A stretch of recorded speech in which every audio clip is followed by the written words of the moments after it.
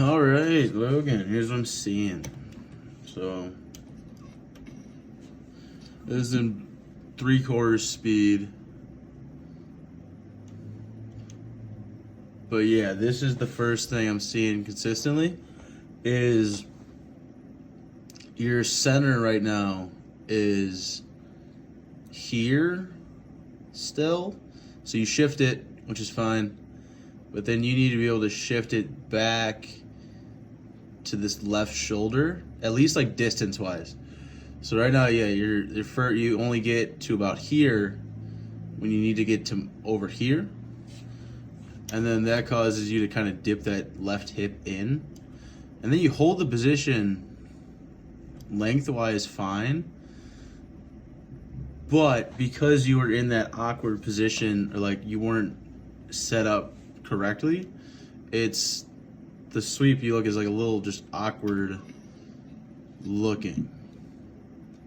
So see, you get here and you don't get all the way over.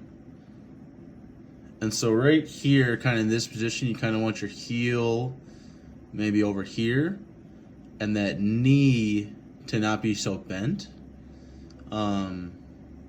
Which I know is tough, but that's just a necessary focusable change that you kind of got to work on, is just straightening this leg out and holding the left side more in line with the right sector. Because like right now your toe is kind of here and you want to keep that this way. So you have your toe pointed kind of red line, or like between sector line, red line, for at least a little while. And then look at, like, I know the angle is off with the recording, but like toe here, hip here, shoulder here, you kind of want to line those up a little bit longer, and that should allow you to be more balanced and like to spend more time on this left leg and make it a lot easier to shift your hips over, shift your knee over, shift your leg over, make the circle bigger over here. Okay? And then this position, I think, is just a chronic, like, I know I taught you to pre-turn, but you see where your toe is? Your toe is already here.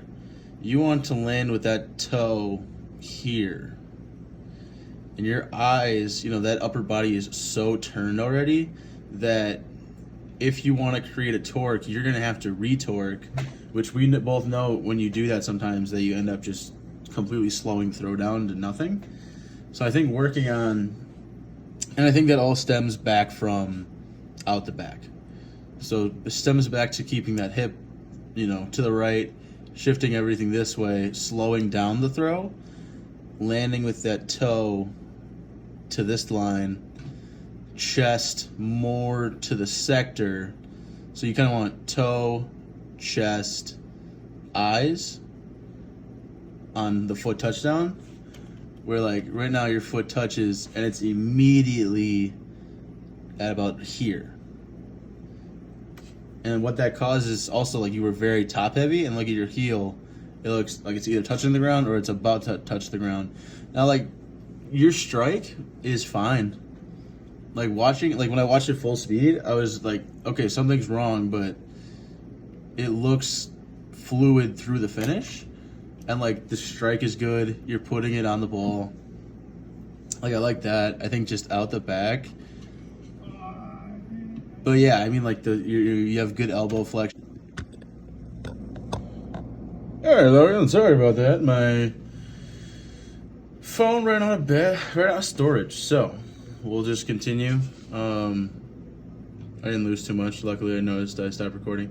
But we're gonna watch this in 1.25 speed. So what this does is just looks at what looks off when you speed it up, because realistically, what you can do for a throw is speed it up. And if it looks good sped up, then it means that you can probably add some speed to the throw. What I'm noticing is it kind of just looks like one speed. Like that one, you could definitely see more tempo and power. But, a little bit slower out the back, but a little bit more deliberate. And and then faster through that second half of the throw, creating those two speeds. Beneficial, hopefully. Yeah. Yeah, same thing, shifting, like, this is a good freeze frame. So, I mean, if we're looking at this freeze frame, arm angle here, not the best. You know, you probably want that elbow, like elbow to shoulders, that's really nice. You could even get that, 5 degrees higher. And then, but what you really want is this hand here. So you're pushing optimally.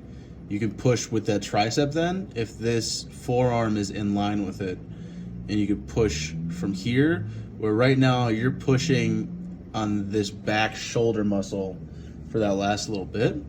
But like block arm, that's fine.